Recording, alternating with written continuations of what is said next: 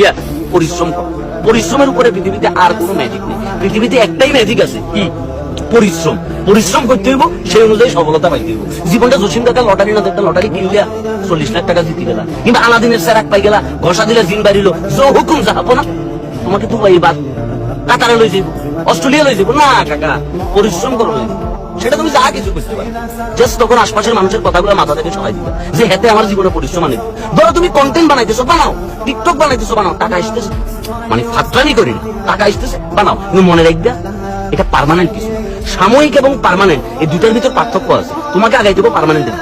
ধরো আমি কন্টেন্ট বানাই দিচ্ছি, টাকা আসতেছে, কিন্তু দিন শেষে আমার কিন্তু ব্যবসা আছে, ওইটা আমার মূল খুঁটি। যে সোশ্যাল মিডিয়া বন্ধ হয়ে গেছে, প্যারা নাই, আমি আমার ব্যবসা করি, পরিশ্রম করুন, কামলা দেবো, আম বেচবো, জাম বেচবো, রস বেচবো, কোনো প্রবলেম নাই। দিন শেষে তোমার শক্তি তুমি, দিন শেষে তোমার এনার্জি তুমি, দিন শেষে তোমার পরিশ্রম তোমাকে করতে হবে। আর ওই সফলতার ভাগ বাকি মানুষরা আছে নিজে। ওইটাই সিস্টেম, এভাবে তুমি এটা চলতেছে। সুতরাং লাইফে যদি কিছু করতে চাও, নিজের কাজটা নিজে করো। কেমন?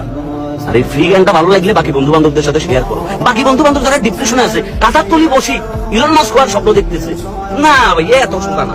বিল Gates, Steve Jobs, Elon Musk, হ্যাঁ, কার্লোস, তারা এমনি এমনি আসে।